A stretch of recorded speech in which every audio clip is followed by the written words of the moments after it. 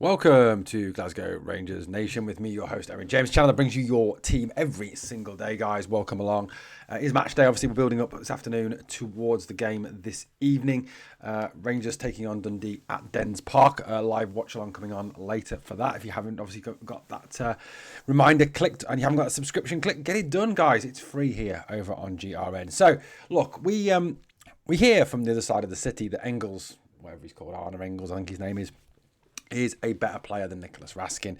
But we know, you know, I know, we all know that Raskin is the better footballer. So, look, let's have a look at the stats, shall we? So let's have a look at the stats, because stats, facts, these are facts. These are not opinions, these are facts. These are facts laid down by by what goes on the football pitch.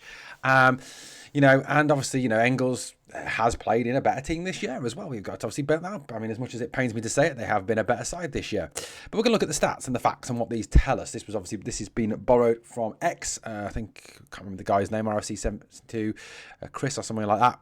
Thank you for these stats. Right, let's have a little look, shall we? So, look. I mean, cost-wise, Engels cost them 11 million. Raskin cost us 1.5 mil. So, obviously, Raskin is an awful lot cheaper. And obviously, that gives them that Goliath complex, doesn't it? The fact that they paid 11 million for him, well, he must be a better player because he's worth, 9.5, whatever it is, 10.5 million pound more or 10 million pound more than this player, isn't he? So, I mean, bollocks. But there we go. Raskin is on a slightly higher wage at £19,000 a week. Engels at £16,000 a week. They do play slightly different positions, obviously. Engels is more your box to box. Raskin has done that role in the past, but has become more a number 6. So there we go. But Raskin's been outstanding in that 6 role this year. We've seen him, obviously do everything that modern 6 is kind of asked to do, isn't he? Hold, be the metronome, be the guy that breaks up attacks, does recoveries, duels, starts attacks off, uses the ball wisely. All those, those things that modern 6 has kind of been asked to do. And, we've seen, haven't we, in recent years, how the 6 has kind of become the sexy position in football. Once it was a striker, then it was a 10. Now it's kind of been the 6 that has been that. So let's have a little stats. Now, these stats are obviously from the SPL only at this moment in time. So pass accuracy, Arne Engels 85% pass accuracy, Nico Raskin 87% pass accuracy. So decent pass accuracy from both players, but Raskin wins on that count. Tackle success rate, Arne Engels has a very poor tackle success rate, winning under 50% of his tackles. Now, even as a box-to-box midfield player, he needs to be winning majority of his tackles. That's what your midfielders are there for. Break up the attacks, win the ball back, start attacks off, go box to box, do all those things. He's a poor. Nicolas Raskin's his tackle success rate is 64%. So Raskin wins over 50% of his tackles. So again, that's a win for Nicolas Raskin. Much better than Arne Engels, and vastly better than Arne Engels. 46 to 64%. That's a huge difference between the two of them. Okay, so aerial success. So aerial duels, winning the ball in the air. Raskin's not the biggest lad in the world, is he? He's not a big guy.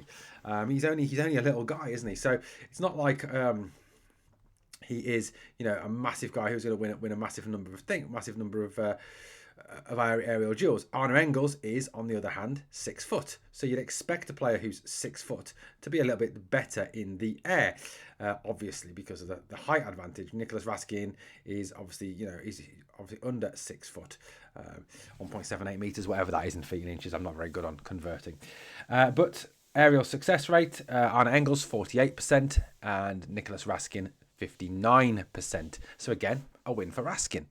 So the smaller guy is better in the air than the bigger guy. It's looking good, isn't it, Celtic fans, so far for your man?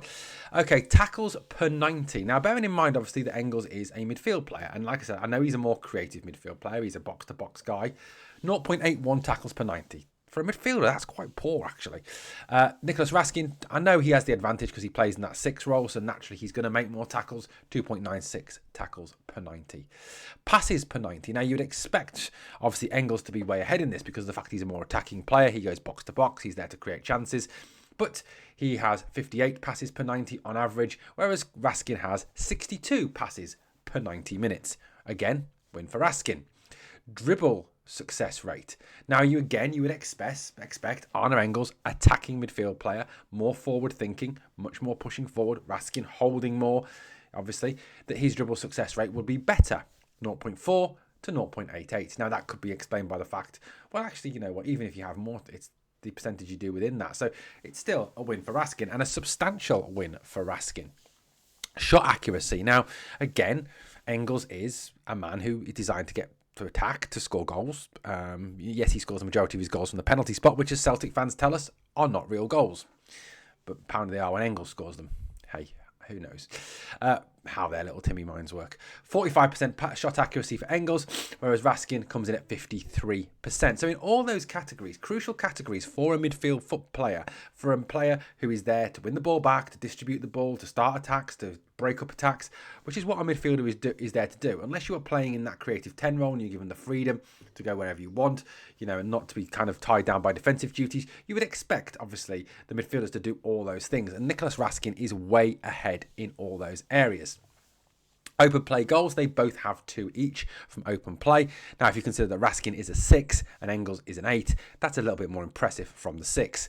Penalty goals, obviously, at the end of the day, Engels has more goals because he takes penalties. He scored 8 penalty goals and Raskin has scored none. So the Celtic fans say, well, Engels has scored more goals. Well, yes, he scored more goals overall, but 8 of those have come from penalties and Raskin doesn't take penalties. If you look at actual open play goals, it's equal, 2-2. Assists, and again, you're looking at Engels, who is a more creative player, Raskin, who is a more defensive player. 8 for Engels, 6 for Raskin. So Raskin only 2 behind in the assists category. Whereas, like I said, he's more a 6. He's there to break up play, whereas Engels is there more to create chances.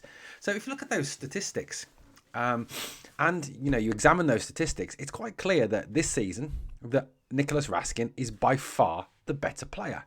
By far the better player than Arne Engels. Now, if you consider that, like I said, that they paid £11 million for him, and we paid £1.5 million for them, for Raskin, that's pretty poor business. I hope Celtic have kept the receipt. In terms of interceptions, crossing, etc., again, Raskin comes out on top in all those metrics as well. So considering that, in the vast majority of football metrics for a midfield player, Raskin is coming out on top, and Arne Engels cost nearly 7 to 8 times what Nicolas Raskin cost. I think it's 7 times what he cost, but about 7 times what he cost. That's really bad business for Celtic.